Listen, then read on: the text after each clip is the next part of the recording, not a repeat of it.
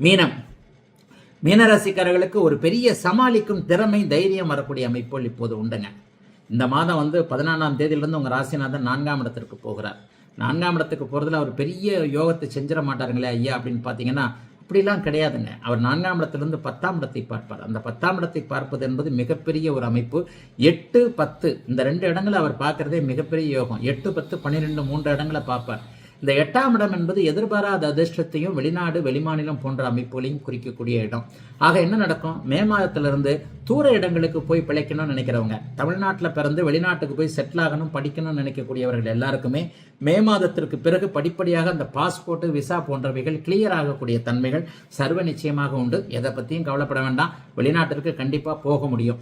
ஏற்கனவே வெளிநாட்டில் போய் சிக்கலில் இருக்கக்கூடிய மீனராசிக்காரர்கள், விசா சிக்கலாயிடுச்சு, பாஸ்போர்ட் சிக்கலாயிடுச்சு, நான் திருப்பி வரணும் போல தெரியுது, அல்லது அந்த விசாவை கேன்சல் பண்ணுறாங்க, இந்த விசாவை கேன்சல் பண்ணுறாங்க, அந்த கான்ட்ராக்ட் முடியுது, இந்த கான்ட்ராக்ட் முடியுது என்கின்ற மாதிரியாக என்ன செய்வது ஏது செய்வது என்கின்ற குழப்பத்தில் இருக்கக்கூடியவர்களுக்கு அங்கேயே தான் இருப்பீங்க, திரும்பி இங்கே வரமாட்டீங்கன்றதுக்கான ஒரு நிகழ்வுகள் நடக்கக்கூடிய அமைப்புகள் கண்டிப்பாக உண்டு. இதுவரைக்குமே வேலை நிரந்தரம் இல்லாதவர்களுக்கு நிரந்தரமான வேலை இந்த மே மாதத்தின் இறுதியிலிருந்தே கிடைக்கும். இந்த மாதத்திலிருந்தே ஒரு கான்ட்ராக்ட் கண்டினியூ ஆகிறது, வேலையே இதிலிருந்து கிடைக்கிறது, வேலை போனாலும் புதிய வேலை கிடைக்கிறது. இந்த மாதிரியான அமைப்புகள் கண்டிப்பாக இருக்கும். மே மாதம் 18ஆம் தேதிக்கு பிறகு உங்கள் ராசியிலிருந்து அப்படியே ராகு கீழே இறங்கிடுறார், 12ஆம் இடத்திற்கு வந்து விடுகிறார். இது ஒரு மிகப்பெரிய ரிலீஃப். ஜென்மச்சனியில் அதாவது என்னமோ சொல்லுவாங்களே, கொடுமைன்னு கோயிலுக்கு போனால் அங்கே 2 கொடுமை ஜிங்கு ஜிங்குன்னு ஆடிச்சான்னு சொல்லுவாங்க. இப்போ உங்கள் ராசியில் 2 கொடுமை 2 இருக்குது. ஒன்று சனி, ஒன்று ராகு.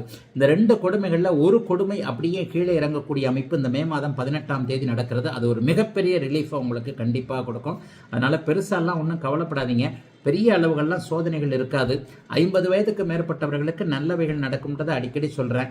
எல்லாம் வீட்டுக்கு பொருள் வாங்கக்கூடிய, செலவுகள் செய்யக்கூடிய அமைப்புகள் தான் இருக்கும்.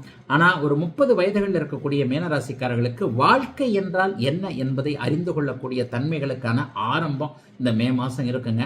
யாரையும் நம்பிட வேண்டாம். நண்பர்களை பார்த்தேன், இவரை பார்த்தேன், அவரை பார்த்தேன், அல்லது பெண்களால் மனத்துன்பம், ஆண்களால் மனத்துன்பம் என்பது மாதிரியான எதிர்பாலினத்தவரின் ஈர்ப்புகள், அதன் மூலமான அமைப்புகள், நமக்கு என்ன பிடிக்காதோ அதை மற்றவங்க செய்கிறது என்பது போன்ற விஷயங்கள் கண்டிப்பாக இருக்கும்.